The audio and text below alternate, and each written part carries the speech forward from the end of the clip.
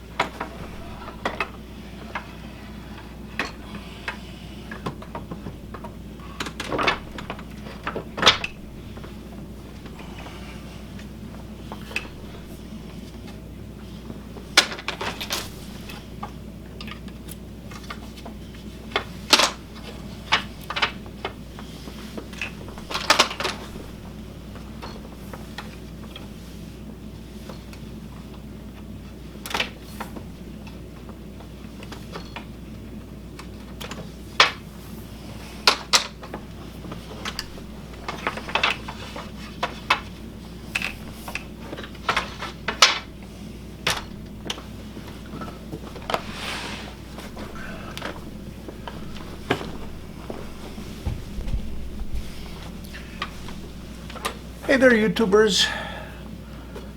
I know I didn't show you the threading of all the 600 and some odd pedals on here this time. I got in a hurry to get that part finished. So I've just put the reed on with the beater bar, and I'm going to start slaying the reed. Alright, so I put these little slip knots and they're just to hold the threads in place whilst I was threading. Now let's take the first thread, which is going to be a floating selvage. Grab my handy dandy little knife, hook knife, and pull this one through. Floating selvage goes through the reed all by himself. Then I'll grab the next 2 threads, wherever they are. Not that one, there we are. And pull them through the next spot on the reed. Go grab the next 2.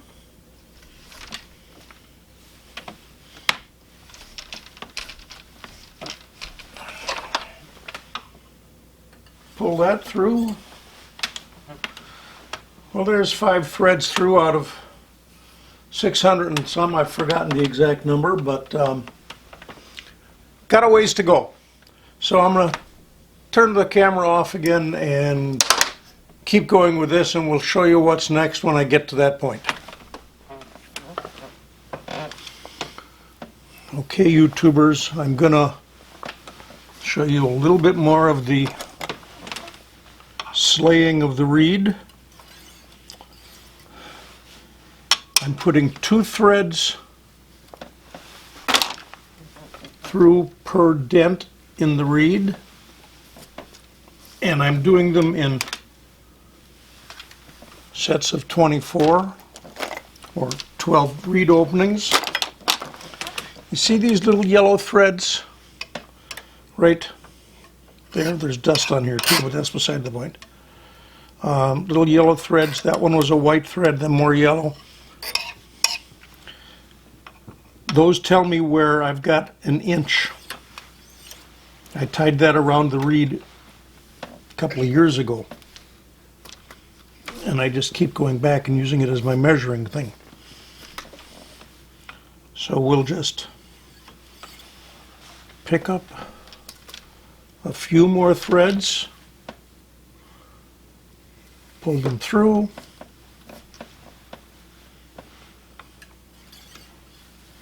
I dropped one.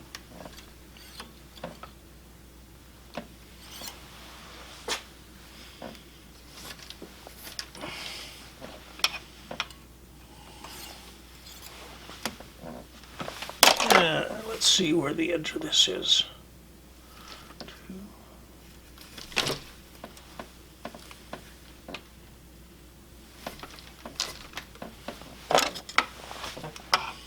This is kind of slow, and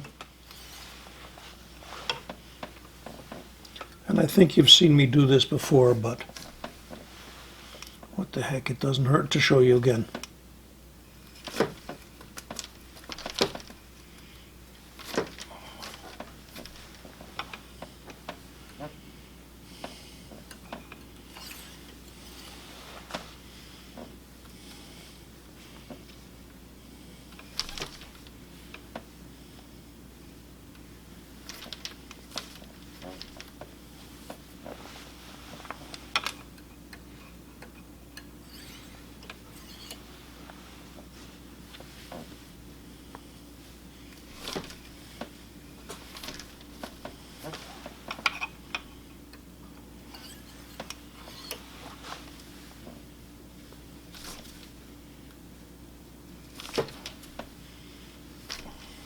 It's not really dust on there anyways, it's leftover little bits of fiber from the last time this reed was used.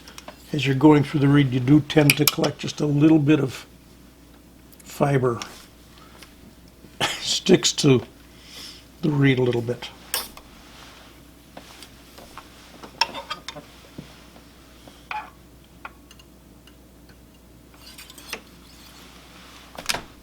Okay, there I've gone through.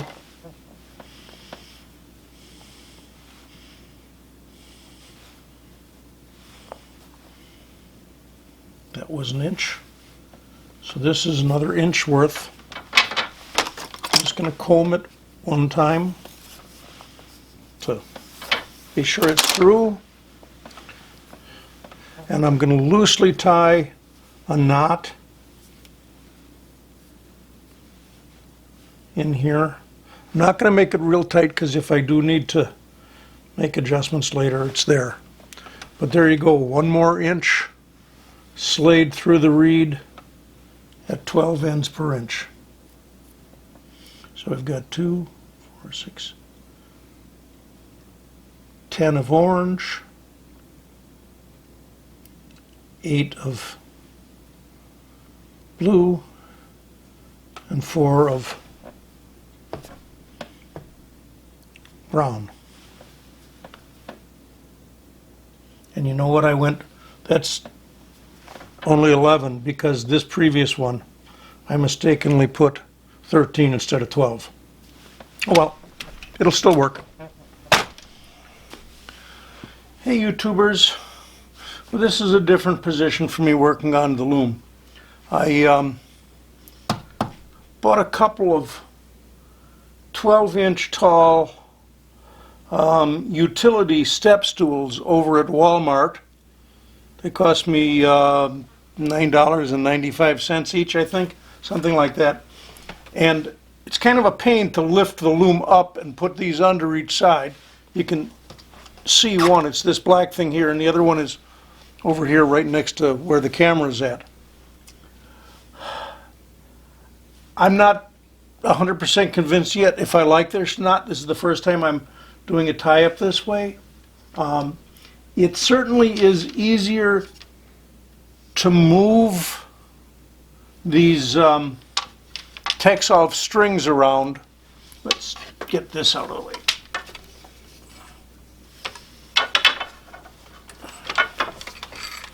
Okay, to move all these Texolf strings that are hanging here, because they're not right on the floor, and I can sit on another slightly smaller stool. So in that respect, it's easier. But the treadles, pedals, whatever you want to call them, are certainly moving around a lot more, and I have to lift them up and hold them. And I'm not totally sure whether I'm comfortable with the weight of the loom sitting above me like this. But anyways, so now we'll just grab one of these, and I just have to pick up and put that on. I think it's probably an improvement over my old way of laying on the ground and kind of reaching upwards to do this. But it is taking me a bit of getting used to. 1, 2, 3, 4, 5, 6. So here's 7. This is an 8-shaft pattern. But the neat thing is, I only need 4 treadles. It's a very, from the point of view of treadling, it's a very easy, simple pattern. So let's pick this one up.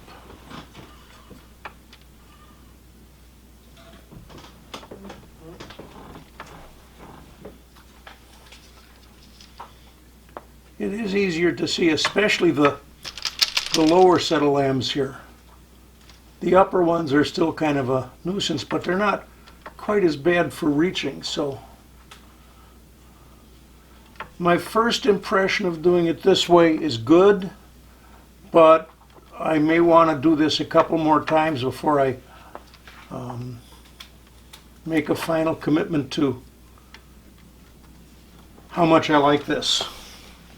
But there you go. That's 2 of my treadles set up. Again, I have done using the computer because it lets me do it so easily. I've changed it from a straight zip, zip, back and forth pattern to a walking type pattern. But that's minor. I do that all the time anyways. So there's 2 of my treadles in place. I've still got to do the ones over here. Let's drag you a little bit more. Ignore the mouse down there. It's not a real mouse. It's a cat toy.